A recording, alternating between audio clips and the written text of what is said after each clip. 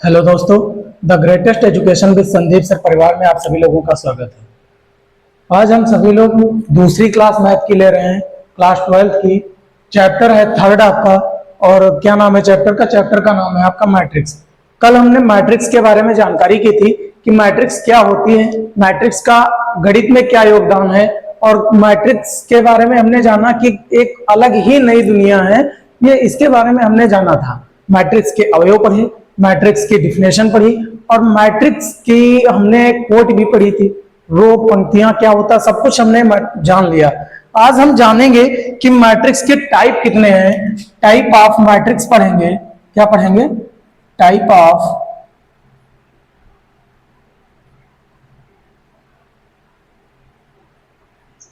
क्या पढ़ेंगे हम? टाइप ऑफ मैट्रिक्स पढ़ेंगे कि मैट्रिक्स के कितने प्रकार हैं। तो पहला आपका जो मैट्रिक्स है, जो आप लोग हमने जैसे बताया कि हम लोग क्या पढ़ेंगे सबसे पहले, तो हम लोग सबसे पहले पढ़ेंगे टाइप ऑफ मैट्रिक्स। मैट्रिक्स के क्या पढ़ेंगे? प्रकार पढ़ेंगे। पहला प्रकार लिख लीजिए। पहला प्रकार है स्तंभ आव्यूह। क्या है? पहला है आपके पास स्तंभ आव्यूह। कौन सा आव्यूह? स्तंभ आव्यूह। स्तंभ आव्यूह। आप कहेंगे सर इसे इंग्लिश में क्या कहते हैं? तो इसे कहते हैं, स्तंभ आव्यूह को कहते हैं कॉलम मैट्रिक्स। क्या कहते हैं? Column matrix. सर आप कहिए क्या है कि स्तंभ आव्यूह कहते किसे? तो ऐसा आव्यूह जिसमें केवल कितना, केवल और केवल एक ही स्तंभ हो। डिफिनेशन लिख लीजिए।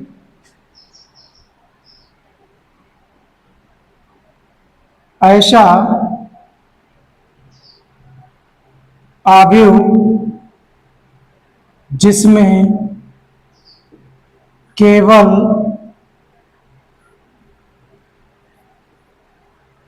एक ही स्तंभ हो, क्या कहलाता है? स्तंभ आव्यूह कहलाता है। जिसमें केवल क्या हो? एक ही स्तंभ हो, उसे हम क्या कहते हैं? उसे हम स्तंभ आव्यूह कहते हैं। ठीक है सर, एग्जांपल क्या है? एग्जांपल देख लीजिए। स्तंभ कितने होने चाहिए? 1 2 5 3 4।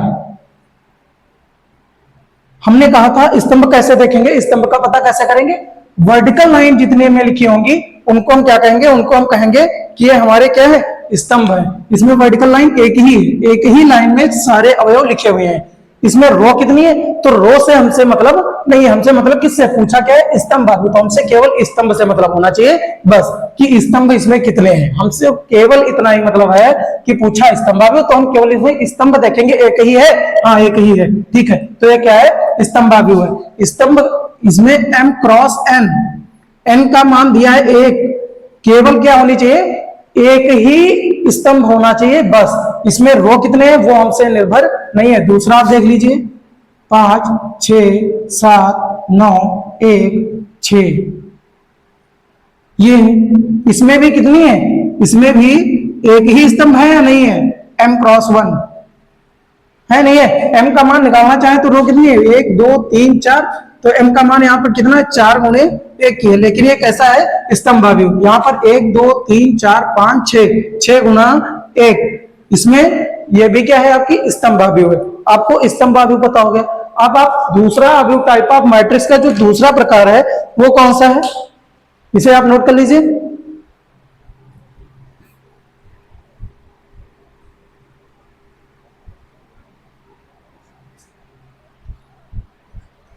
जो दूसरा प्रकार है वो दूसरा प्रकार आप लोग लिख लीजिए, पंक्ति आव्यूह। कौन सा? पंक्ति आव्यूह।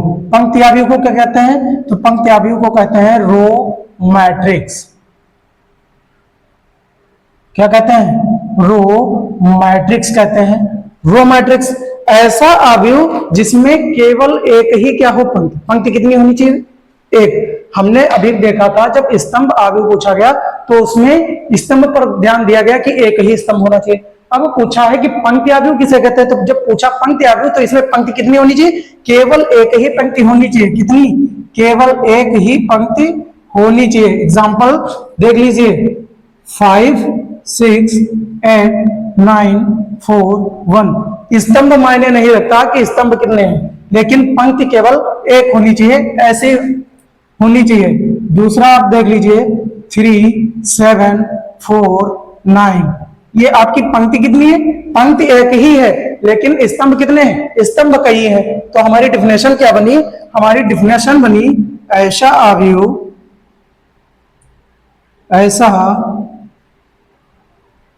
अवयव जिसमें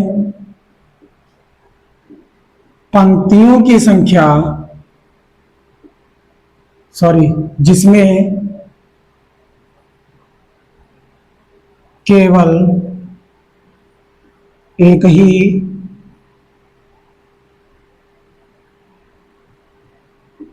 पंक्ति हो, क्या कहलाएगा, पंक्ति अवयव कहलाएगा।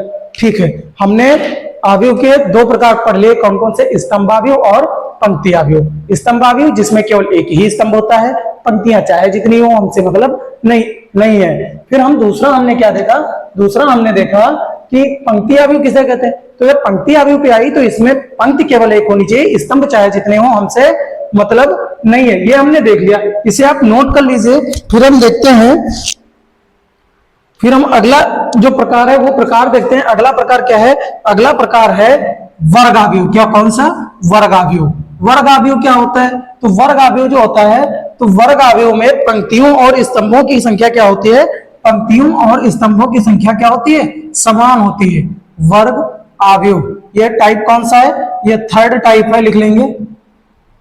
इंग्लिश में क्या कहते हैं, इंग्लिश में कहते हैं स्क्वायर अवयव, स्क्वायर मैट्रिक्स। क्या कहते हैं, स्क्वायर मैट्रिक्स कहते हैं। डिफिनेशन क्या हमने बताई, डिफिनेशन हमने बताया कि इसमें स्तंभ और पंक्तियों की संख्या क्या होगी, दोनों समान होगी। एग्जाम्पल के तरीके से देख लीजिए, 2 5 4 3। इसमें बताइए पंक्ति कितनी है, तो पंक्ति R1 और R2, यही दो पंक्ति है। तो जब पंक्ति 2 तो हमने यहाँ पे 2 लिख लिया। कॉलम कितने हैं, तो कॉलम आप कहेंगे C1 एंड कॉलम कहेंगे C2। क्या कहेंगे, C2। कॉलम कितने आए, 2। ये कितना बना, 2 क्रॉस 2। पंक्ति कितनी है, पंक्ति मतलब M इज इक्वल N होना चाहिए। M is equal N, M का मान 2, N का मान 2, दोनों बराबर हो गए। अगला अवयव ले लीजिए आप, 3 4 7 6 5 8 9 3 2। ये आपका अगला अवयव है। अगला अवयव, इसमें पंक्ति देखिए, R1 R2 और ये R3। ये 3 पंक्तियां हो गई। M का मान कितना आया, 3 आया। स्तंभ देख लीजिए, C1 C2 and C3। Total स्तंभ कितने आए, 3। इसमें भी M इज इक्वल क्या है, N। हमने क्या देखा कि जो वर्ग अवयव होता है उसमें क्या होता है, उसमें पंक्तियों की संख्या, स्तंभों की संख्या एक दूसरे की क्या होती, बराबर। इसकी डिफिनेशन क्या हुई, ऐसा अवयव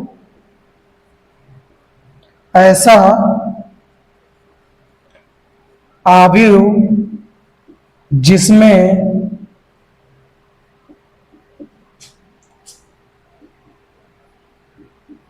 पंक्तियों की संख्या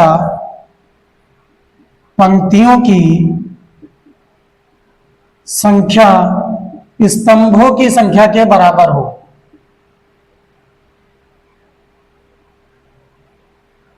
स्तंभों की संख्या के क्या हो, बराबर या फिर समान हो, क्या कहलाएगा, वर्गावयव कहलाएगा। 3 प्रकार हमने पढ़ लिए। चौथा प्रकार आप देख लीजिए, चौथा, इसे आप नोट कर लीजिए। आपका जो अगला प्रकार है चौथा, वो क्या है, वो है आपका विकर्ण अवयव। कैसा, विकर्ण। हमने वर्गावयव पढ़ लिया, अब हम पढ़ेंगे विकर्ण अवयव क्या होता है। क्या जानेंगे कि विकर्ण अवयव किसे कहते हैं।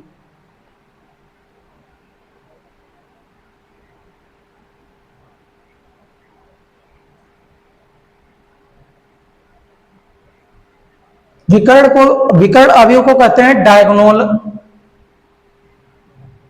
दी डायगोनल मैट्रिक्स, डायगोनल मैट्रिक्स क्या कहते हैं, डायगोनल मैट्रिक्स कहते हैं। एग्जाम्पल आपका, एग्जाम्पल आप लोग देख लीजिए, पहले एग्जाम्पल की सहायता से ही समझते हुए चलेंगे। जो आपका डायगोनल मैट्रिक्स है वो क्या है, इसमें विकर्ण होता है।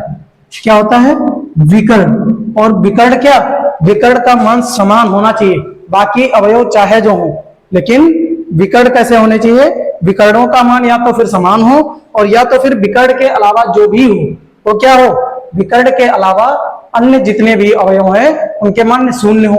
पहला आप देख लीजिए, 2 0 0 0 4 0 0 0 3, ये हो गया।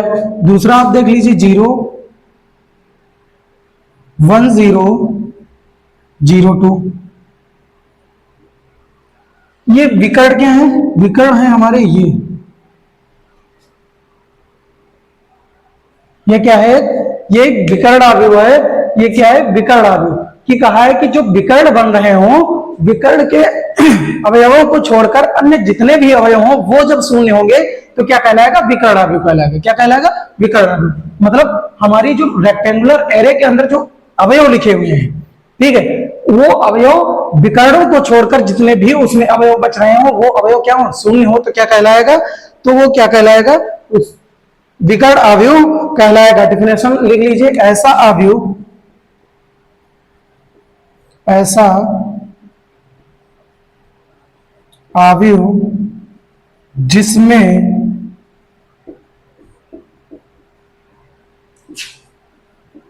विकर्ण के अवयवों के अतिरिक्त, विकर्ण के अवयवों के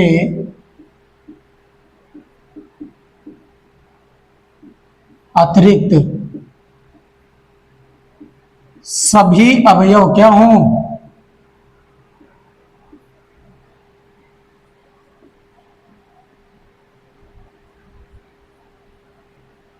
शून्य हो तो क्या कहलाता है, विकर्ण अवयव कहलाता है। एक और होता है अदिश अवयव, सेम टाइप होता है अदिश अवयव। इसमें कंफ्यूजन है, विकर्ण अवयव आपको विकर्ण के अलावा जो होंगे वो अवयव क्या क्या होंगे, सभी शून्य होंगे। लेकिन जो आपका क्या होगा, अदिश अवयव होगा, वो कंफ्यूजन में आप लोगों को डाल देगा। क्यों, क्योंकि इसी के जस्ट नीचे लिखेंगे फिफ्थ टाइप। जो आपका फिफ्थ है वो कौन सा है, अदिश अवयव। कैसा, अदिश अवयव को इंग्लिश में क्या कहते हैं, स्केलर मैट्रिक्स। क्या कहते हैं, स्केलर मैट्रिक्स कहते हैं। इसमें और ऊपर वाले अवयव जो कि विकर्ण अवयव दिया गया है, कंफ्यूजन है, बहुत बड़ी कंफ्यूजन। इसमें क्या कहा है, ऐसा अवयव जिसमें विकर्ण के अवयव के अतिरिक्त सभी अवयव क्या हो, शून्य हो, ठीक है। और इसमें क्या कहेगा, डिफिनेशन पहले एग्जाम्पल के तरीके से समझेंगे। सबसे पहले एग्जाम्पल, एग्जाम्पल हमारा क्या है, एग्जाम्पल है √5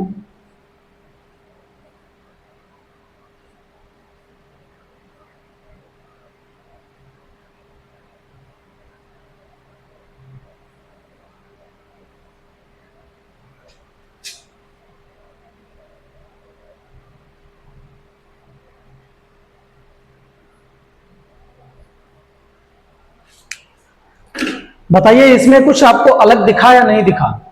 आप कहेंगे सर इसमें अवयव समान नहीं थे, लेकिन इसमें अवयव क्या है, समान है। जब इसमें अवयव समान है तो क्या कहेंगे हम डिफिनेशन में, डिफिनेशन में कहेंगे ऐसा अवयव,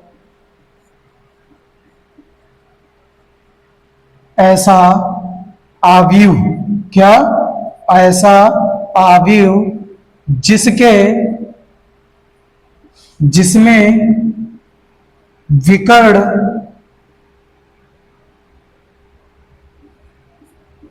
के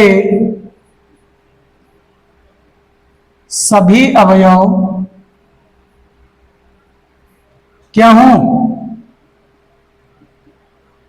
समान हो, और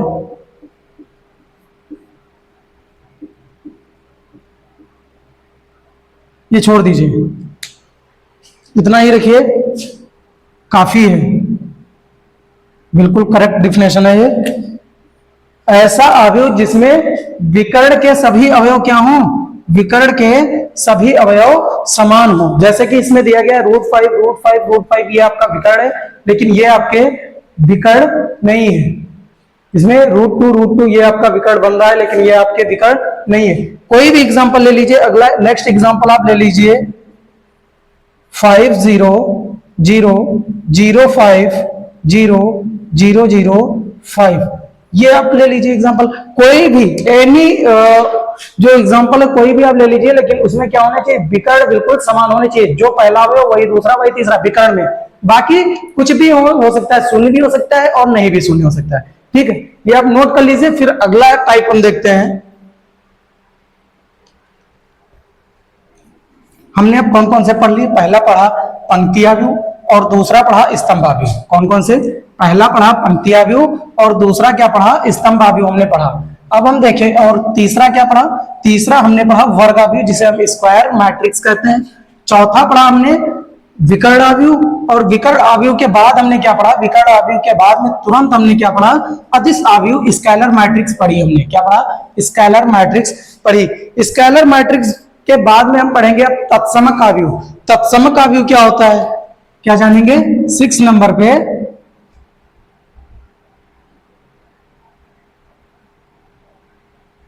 तत्समक आव्यूह कौन सा, तत्समक।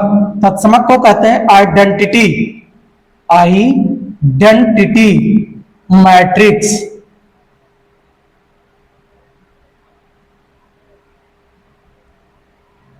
तत्समक आव्यूह को क्या कहते हैं, आइडेंटिटी मैट्रिक्स कहते हैं। क्या कहते हैं, आइडेंटिटी मैट्रिक्स कहते हैं।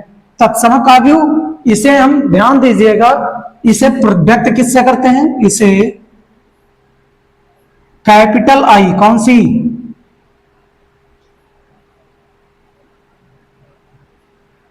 कैपिटल आई से व्यक्त करते हैं।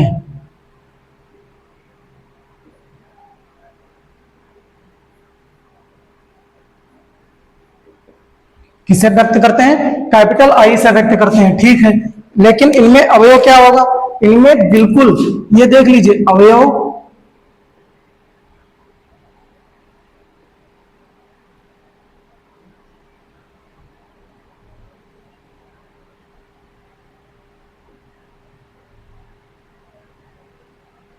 कुछ समझ में आया। इसमें क्या है, इसमें विकर्ण क्या दिए हैं, विकर्ण का मान ही 1 दिया है। तो डिफिनेशन हमारी क्या बनेगी, ऐसा आव्यूह, ऐसा आव्यूह जिसमें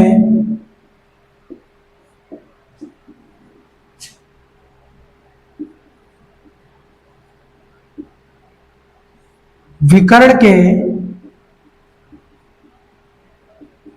सभी अवयव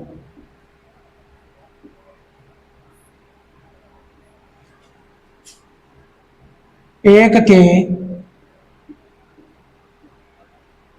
क्या हो, समान हो। क्या कहलाएगा, तत्समक आव्यूह कहलाएगा। कौन सा, आइडेंटिटी मैट्रिक्स कहलाएगा।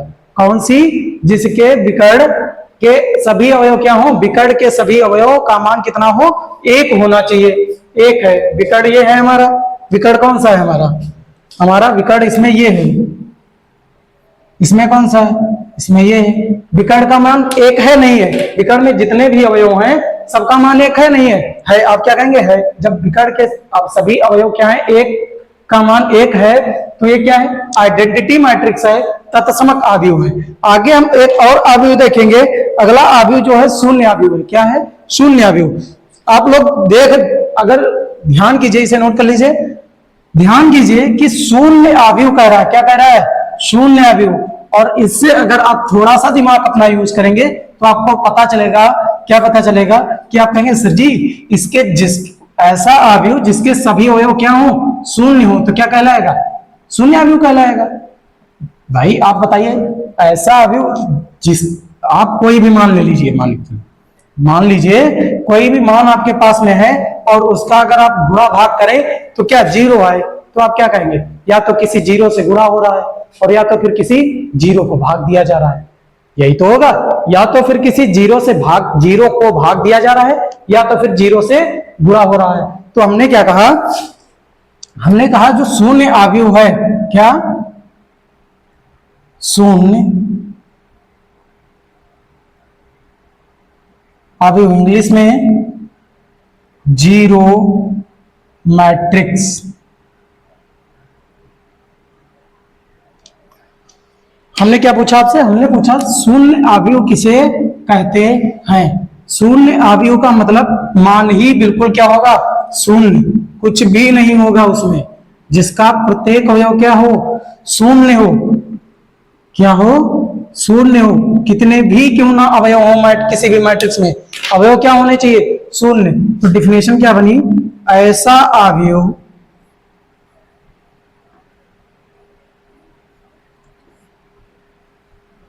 जिसके सभी अवयव क्या हो, शून्य हो, तो आप क्या कहेंगे, तो आप कहेंगे सर शून्य अवयव कहलाता, क्या कहलाता है, जिसके सभी अवयव शून्य होंगे वो क्या कहलाएगा, शून्य अवयव कहलाएगा। आप इसे नोट कर लीजिए।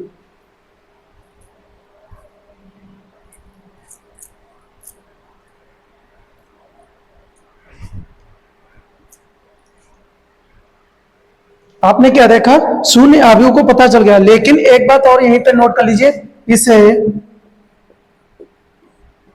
जीरो से व्यक्त किया जाता है, ये इंपॉर्टेंट है, ध्यान रखना, लिख लीजिए। हमने टाइप पढ़ लिए, क्या पढ़ लिए, टाइप। कौन कौन से टाइप पढ़े आप बताएंगे, बताइए कौन कौन से टाइप पढ़े। हमने सबसे पहले पढ़ा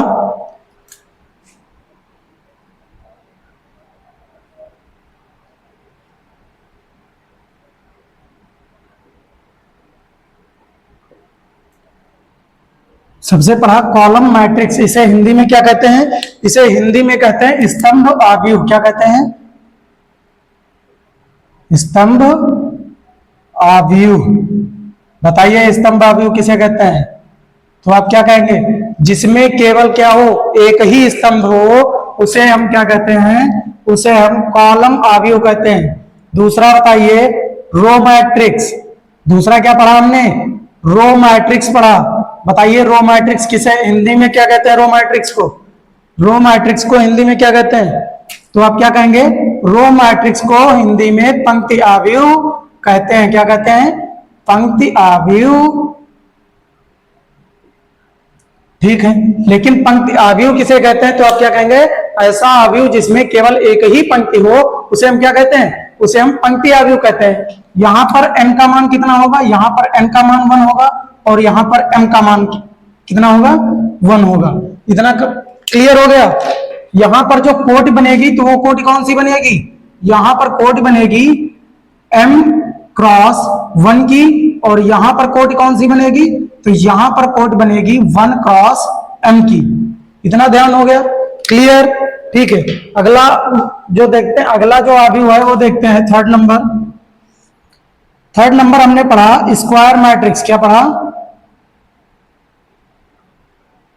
थर्ड नंबर हमने पढ़ा स्क्वायर मैट्रिक्स किसे कहते हैं। स्क्वायर मैट्रिक्स को हिंदी में क्या कहते हैं, वर्गावयव। क्या कहते हैं, वर्ग अवयव कहते हैं, ठीक। वर्गावयव किसे कहते हैं, जिसमें स्तंभों और पंक्तियों की संख्या क्या हो, समान हो, अर्थात m और n की संख्या क्या हो, समान होनी चाहिए, उसे हम क्या कहते हैं, उसे हम कहते हैं स्क्वायर मैट्रिक्स, ठीक है। फोर्थ नंबर पे आप आ जाइए। फोर्थ नंबर हमने बताया था विकर्ण अवयव। क्या बताया था, विकर्ण अवयव।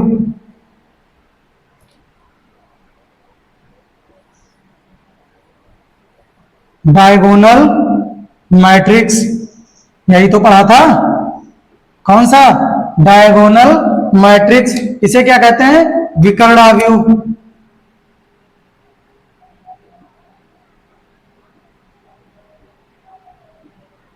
ठीक, विकर्ण अवयव को कहते किसे कहते हैं? तो विकर्ण अवयव उसे कहते हैं ऐसा अवयव जिसमें विकर्णों के अलावा अन्य अवयव जितने भी हों क्या हों?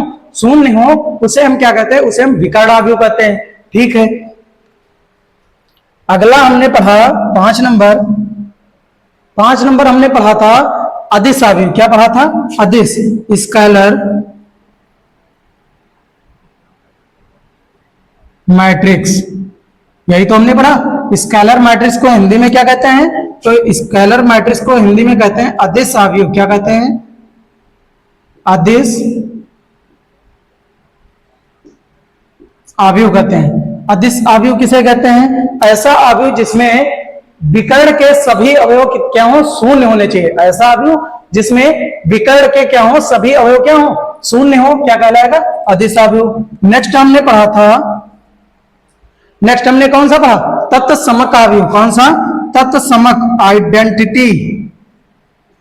Identity matrix. कौन कौन से? आइडेंटिटी मैट्रिक्स, हिंदी में तत्समक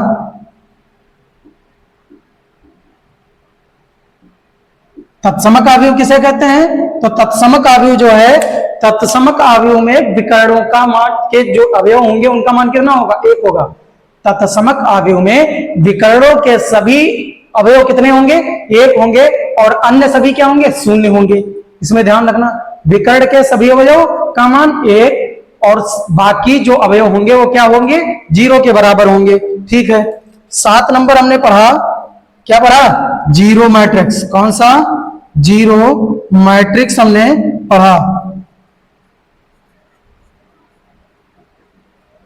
जीरो मैट्रिक्स को हिंदी में क्या कहते हैं? तो जीरो मैट्रिक्स को हिंदी में कहते हैं शून्य अवयव। कौन सा? शून्य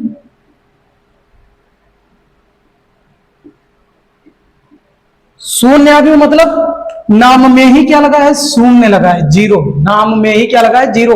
कुछ नहीं होगा उसका मान अवयव का, तो अवयव के जो भी अवयव होंगे अवयव में उसका मान क्या होगा? शून्य होगा। तो हमने क्या पढ़ा? टाइप ऑफ मैट्रिक्स पढ़ लिए। कितने होते हैं? 7। कौन कौन से? Column matrix, row matrix, square matrix, diagonal matrix, scalar matrix, identity matrix and zero matrix. हमने 7 टाइप पढ़े किसके? मैट्रिक्स के। हमने 7 टाइप जो पढ़े मैट्रिक्स के, वो टाइप क्या कहते हैं, क्या होते हैं, ये भी हमने पढ़ लिया कि कॉलम मैट्रिक्स किसे कहते हैं? तो कॉलम मैट्रिक्स में केवल एक ही कॉलम होगा। रो मैट्रिक्स किसे कहते हैं? तो रो मैट्रिक्स में केवल एक ही रो होगी। स्क्वायर मैट्रिक्स जिसमें कॉलम और स्क्वायर और रो क्या हो? इक्वल हो। और डायगोनल मैट्रिक्स ऐसा अवयव जिसमें केवल विकर्ण हो और विकर्ण के अलावा अन्य सभी अवयव क्या हो? शून्य हो, डायगोनल मैट्रिक्स। स्केलर मैट्रिक्स क्या होता है? स्केलर मैट्रिक्स ऐसा अवयव जिसमें विकर्ण के सभी अवयव क्या हो? एक समान हो, एक दूसरे के समान होने चाहिए, बाकी सभी शून्य हो। ठीक है।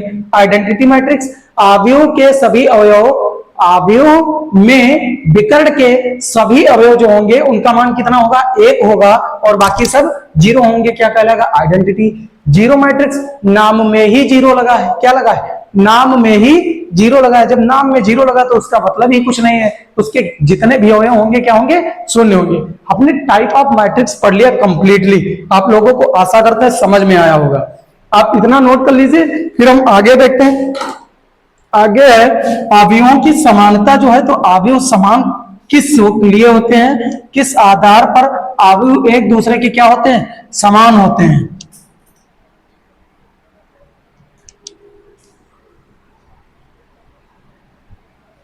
किस आधार पर क्या होता है? अवयव समान होते हैं, हम ये जानेंगे। तो अवयवों की समानता, क्या हेडिंग डालेंगे? अवयवों की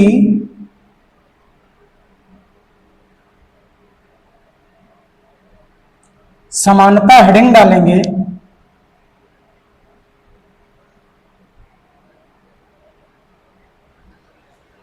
अवयवों की समानता की 2 शर्तें हैं। केवल 2 शर्तों के आधार पर अवयव एक दूसरे के समान हो जाएंगे।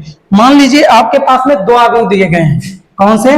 दो अवयव दिए गए हैं। एक दिया गया है अवयव ए, इसका मान दिया गया है 2, 4, 3, 7, ये मान दिया गया है, ये पहला अवयव है।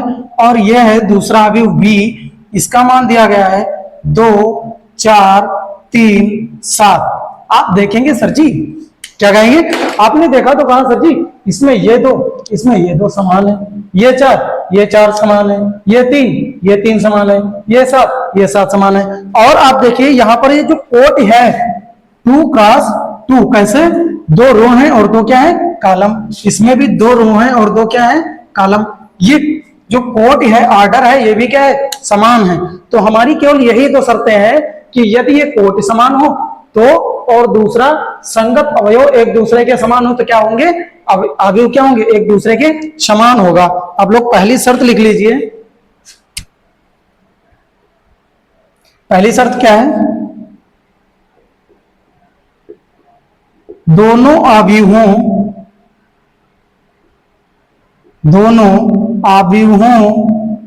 की कोटियां समान होनी चाहिए। समान होनी चाहिए। फर्स्ट जो है ये शर्त होनी ही चाहिए। कोट आपकी अगर समान नहीं है, इसमें अगर 3 रो 2 कॉलम और इसमें 2 रो 2 कॉलम होंगी, ये अवयव ही नहीं समान होगा। फिर अवयव चाहे तुम्हारे संगत अवयव समान हो या ना हो, ध्यान रखना, बिना इसके अवयव आपका समान नहीं हो सकता। दूसरी शर्त है कि पहले अवयव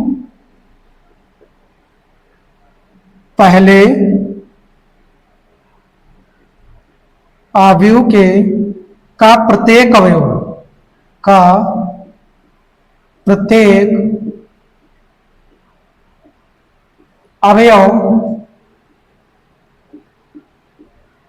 दूसरे अवयव के संगत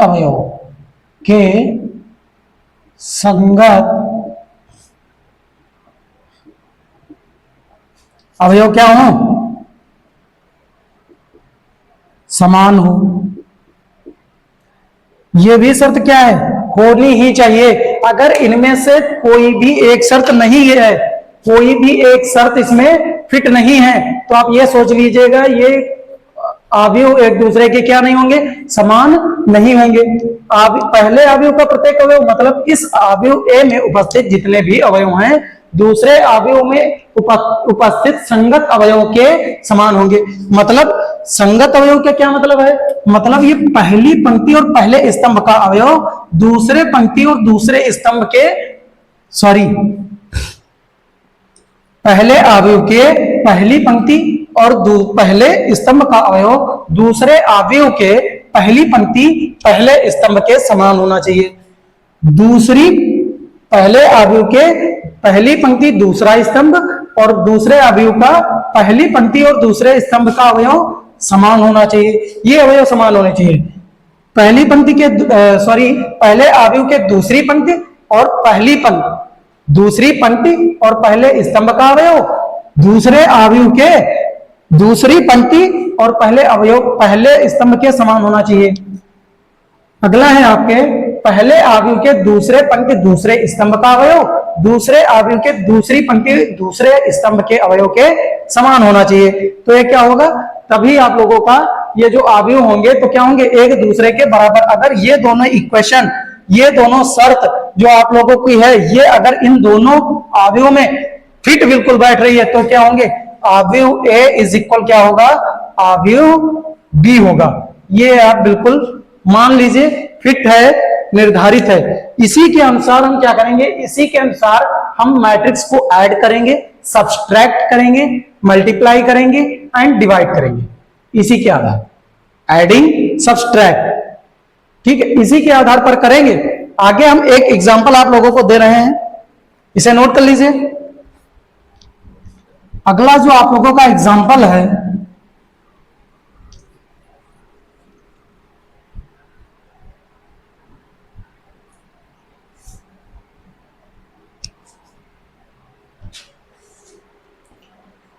आप लोगों का एक एग्जाम्पल है,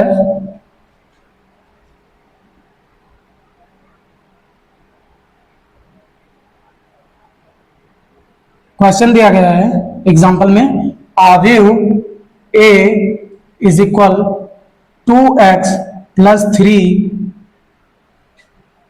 5 4y z प्लस वाई, ये दिया गया है। इसे छोड़ दीजिए, z प्लस वाई नहीं, ओनली z कर दीजिए, ठीक है। और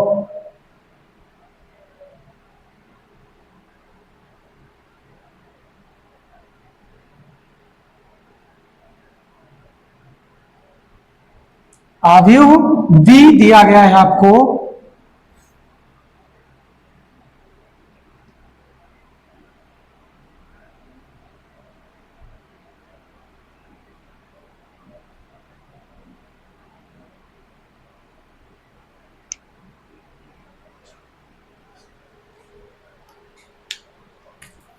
क्या कह रहा है? कह रहा है कि अवयव ए और अवयव बी दिए गए हैं, इसमें x, y एंड z का मान ज्ञात करिए, का मान ज्ञात करिए।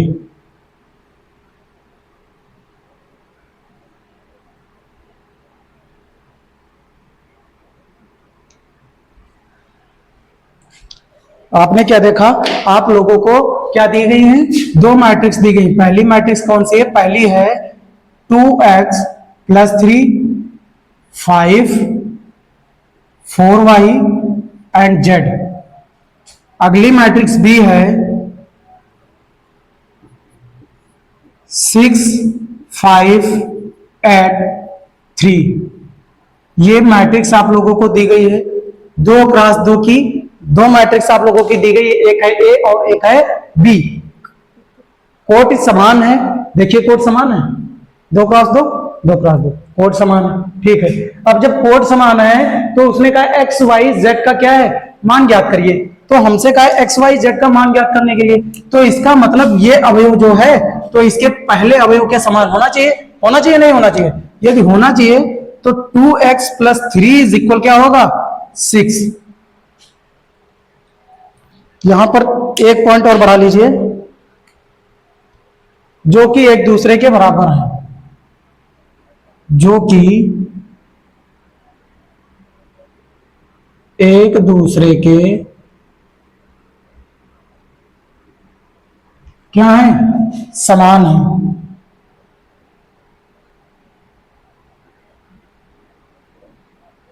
यह दिया गया है, तब कहा गया एक्स वाई जेड का क्या ज्ञात करिए? मान ज्ञात करिए। तो 2x प्लस 3y पहला अवयव पहले अवयव के बराबर होगा, तो 2x plus 3y is equal 6। ये इतना हो सकता नहीं हो सकता? अगर ये अभी नहीं कर पा रहे हो तो इसको इरेज कर दो। जब वो बराबर दिया है तो क्या होगा? a is equal b। अब जब a इज इक्वल b तो a का मान यहां पे रखिए, क्या है? 2x plus 3 5 4y and z। ये पहली मैट्रिक्स बराबर लगा, ये दूसरी मैट्रिक्स क्या है? 6 5 8 3। यही तो है दूसरी मैट्रिक्स, ठीक है। अब इसने दिया कि ये मैट्रिक्स पहली वाली मैट्रिक्स इस मैट्रिक्स के क्या है? बराबर है। जब पहली मैट्रिक्स दूसरी मैट्रिक्स के क्या है? बराबर है, तो ये पहला अवयव जो है इस पहले अवयव के बराबर होना चाहिए। और जब बराबर होना चाहिए तो 2x प्लस 3 बराबर क्या होगा? 6 होगा। जब 2x प्लस 3 बराबर 6, ये बन गई आपकी क्या? इक्वेशन। और जब आप ये आपकी क्या लीनियर इक्वेशन बन गई तो इसको हल कर लीजिए। 2x बराबर 6, इसको पक्षांतर कर दीजिए, माइनस का 3 बचा क्या? 2x बराबर 3, और ये x को 2 को उधर विभाजित कर दीजिए, मतलब पक्षांतर कर दीजिए, तो x का मान कितना आया? 3/2 आया। x का मान कितना आया? 3/2 आया। दूसरा देख लीजिए, 5 के बराबर है। 4y इज इक्वल किसके? 8 के। पक्षांतर करिए तो y इज इक्वल 8/4 डिवाइड कर दीजिए, 4 दूनी 8। y का मान कितना आया? y का मान आया 2। कितना आया? 2 आया, ठीक।